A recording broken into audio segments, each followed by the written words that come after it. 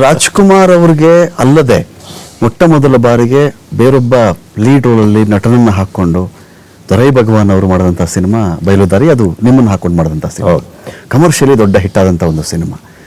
ಅದು ಹೇಗೆ ಸರ್ ಆ ಸೆಲೆಕ್ಟು, ಆ ಕಮರ್ಷಿಯಲ್ ಹಿಟ್ಟನ್ನು ಹೇಗೆ ಫೀಲ್ ಮಾಡಿದ್ರಿ? ಕಲಾತ್ಮಕ ಚಿತ್ರಗಳು ಬೇರೆ, ಆ ಪಾತ್ರದ ತಾದಾತ್ಮ್ಯತೆ ತಲ್ಲೀನತೆ ಅದಕ್ಕೆ ಬೇರೆ ಕೇಳಿದಾಗ ಕಮರ್ಷಿಯಲ್ ಚಿತ್ರನೇ ಇನ್ನೇನೋ ಕೇಳ್ತಾರೆ. ಅದಕ್ಕೆ ಮುಂಚೆನೆ ವೈ.ಆರ್. ಸ್ವಾಮಿ ಅಂತ ನಿರ್ದೇಶಕರಿದ್ದರು. ಅವರು ನನಗೆ ಆ ಚಿತ್ರದಲ್ಲಿ ಒಂದು ಅವಕಾಶ ಕೊಟ್ಟಿದ್ದರು. ಅದರ ನಿರ್ಮಾಪಕರು S.N. ಪಾಲ್ ಅಂತ, ಅವರು ಬಂಗಾಳಿಯವರು, ಬಟ್ ಇಲ್ಲಿ ನೆಲೆ ಊರದವರು, ಬೆಂಗಳೂರಲ್ಲಿ. ಅವರು ಇಲ್ಲೇ ಇದ್ದವರು. ಅನೇಕ ಕನ್ನಡ ಚಿತ್ರಗಳನ್ನು ಅವರು ಅದರ ಹಿಂದೆನೂ ಮಾಡಿದರು. ರಾಜ್ಕುಮಾರ್ ಅವರ ಜೊತೆನೂ 2-3 ಫಿಲ್ಮ್ ಮಾಡಿದರು ಅಂತ ನಾನು ಕೇಳಿದ್ದೆ. ಅವರು ಈ ಚಿತ್ರದಲ್ಲಿ ನನ್ನ ನಟನೆ ನೋಡಿ, ಅದು ಮತ್ತು ಕಲಾತ್ಮಕ ಚಿತ್ರದಲ್ಲಿ ಕೂಡ ನಟ, ಕಲಾತ್ಮಕ ಚಿತ್ರ ಇರಲಿ, ಮೇನ್ ಸ್ಟ್ರೀಮ್ ಇರಲಿ ಅಥವಾ ರಂಗಭೂಮಿನೇ ಇರಲಿ, ನಟನೆ ಅವನು ಮಾಡೋ ಕೆಲಸ ಅವ್ನು ಮಾಡಲೇಬೇಕು. ಮಾಧ್ಯಮ ಬೇರೆ ಇರಬಹುದು, ಬಟ್ ನಟ ಮಾಡೋದನ್ನು ಈಗ ಆರ್ಟಿಫಿಷಿಯಲ್ ಇಂಟೆಲಿಜೆನ್ಸ್ ಮಾಡಿದ್ರು ಗೊತ್ತಾಗ್ಬಿಡ್ತದೆ ಜನ.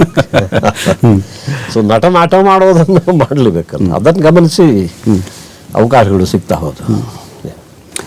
ಬಯಲುದಾರಿ ನಮಗೆ ನಿಮ್ಮ ಸಿನಿಮಾಗಳಲ್ಲಿ ನನಗೆ ಬಹಳ ಕಾಡೋದು ಚಂದನದ ಗೊಂಬೆ ಆಗಲಿ, ಬೆಂಕಿಯ ಬಲೆ ಆಗಲಿ, ಅಥವಾ ಬಯಲುದಾರಿ ಆಗಲಿ, ಇಲ್ಲ ಹಾಡುಗಳು ಸರ್. ಆ ಹಾಡುಗಳು ಯಾವಾಗಲೂ ಬಂದರೂ ಕೂಡ ನೀವು ಹಾಗೆ ಬಂದು ಹೋಗ್ತಾ ಇರ್ತೀರಿ. ನಾವು ರೇಡಿಯೋದಲ್ಲಿ ಕೇಳಿದ್ರು ಕೂಡ ನೀವು ಹಾಗೆ ಬಂದು ಹೋಗ್ತಾ ಇರ್ತೀರಿ. ಆ ಹಾಡು, ಆಕಾರದ ಸಾಹಿತ್ಯ ಮತ್ತು ಆ ಸಂಗೀತ ನಿಮಗದು ಸಿಕ್ಕಿದ ಅದೃಷ್ಟ ಅಂತ ಭಾವಿಸ್ತೀರಾ ಸರ್? ಹೌದು, ಅದೃಷ್ಟವೇ. ಅದೃಷ್ಟ ಅಂದರೆ ಅದೃಷ್ಟ, ಕಣ್ಣಿಗೆ ಕಾಣದೇ ಇರುವಂಥದ್ದು, ಅದು ಅದೃಷ್ಟ. ಯಾಕಂದರೆ ಆಗಿಂದ ನಾನು ನಾಟಕ ರಂಗದಲ್ಲಿ ಬಂದಿದ್ದಿಂದ ಅಲ್ಲಿ ನಮಗೆ ಬೇಸಿಕ್ ಒಂದು ಸ್ಕ್ರಿಪ್ಟ್ ಅಂತ ಏನಿರ್ತದೆ, ನಾಟಕದ ಕಥೆ, ನಾಟಕ ಅದರ ವಿವರಣೆ ಇರ್ತದೆ, ಮತ್ತು ಸಂಭಾಷಣೆಗಳು, ಪಾತ್ರಗಳು, ಇವರ ಮೂಲಕ ನಾವು ಜನರಿಗೆ ಕನ್ವೆ ಮಾಡಬೇಕಂತ ಪಾತ್ರಗಳನ್ನು.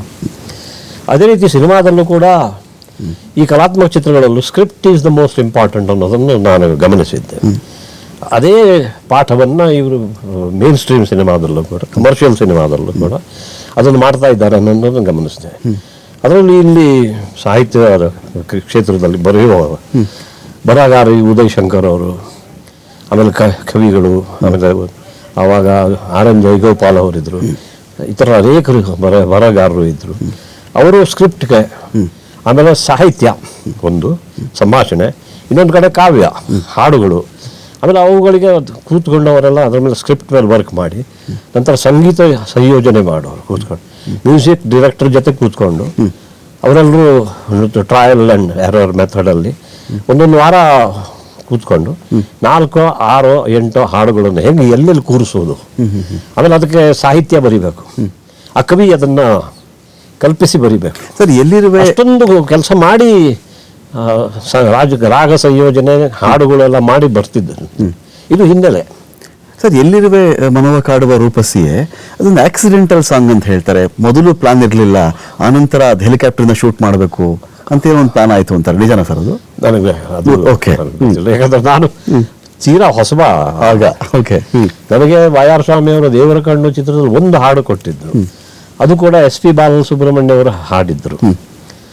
ಅದರಲ್ಲಿ ಅದು ನಿನ್ನ ನೀನು ಮರೆತರೇನು ಸುಖವಿದೆ, ತನ್ನತನವ ತೊರೆದರೇನು ಸೊಗಸಿದೆ.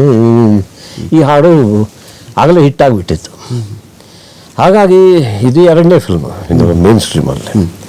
ಅದಕ್ಕೆ ಮುಂಚೆ ಕಲಾತ್ಮಕ ಚಿತ್ರ ಹಂಸಗೀತೆಯಲ್ಲಿ ಬಾಲಮುರಳಿ ಕೃಷ್ಣ ಅಂತವೇ ನನಗೆ ಸುಮಾರು 22 ಹಾಡುಗಳನ್ನು ಹಾಡಿ ಹಿನ್ನೆಲೆ ಅದರ ಒಂದು ಪ್ರಾಕ್ಟೀಸ್ ಆಗಿತ್ತು.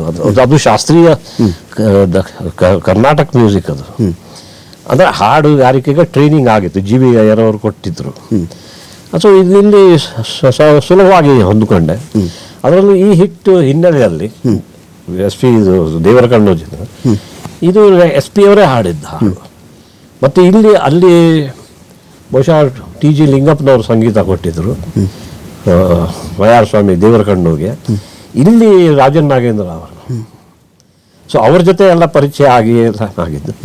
ಸೊ ಹೇಗಾಯಿತು ಯಾಕೆ ಹೆಂಗೆ ಅದೆಲ್ಲ ನನಗೆ ಗೊತ್ತಿಲ್ಲ ಆ ಸಣ್ಣ, ಬಟ್ ನಾನು ಕೇಳಿ ನೋಡಿ ತಿಳಿದುಕೊಂಡೆ.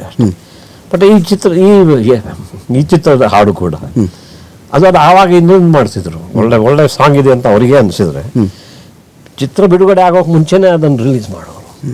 So if the song becomes popular then it ಸ್ವಲ್ಪ ಪರಿಚಿತವಾಗ್ತದೆ.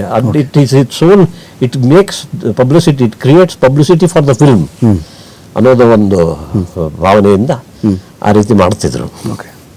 ಆ ರೀತಿ ಮಾಡಲಾಗಿತ್ತು. ಚಿತ್ರ ಬಿಡುಗಡೆ ಆಗೋಕೆ ಮುಂಚೆಯೇ ಆ ಹಾಡು ಅನೇಕ ಕಡೆ ಪ್ಲೇ ಆಗಿತ್ತು. ಸೊ ಅದರ ಬಗ್ಗೆ ಕುತೂಹಲ ಇತ್ತು. ಅದನ್ನು ಇವರು ಆಮೇಲೆ ಪ್ಲಾನ್ ಮಾಡಿರಬೇಕು, ಇದು ಹೆಲಿಕಾಪ್ಟರ್ ಮಾಡುವ ಹಾಗೆ. ನನಗೆ ಅದರ ಕುರಿತು ಸರ್, ಹಂಸಗೀತೆ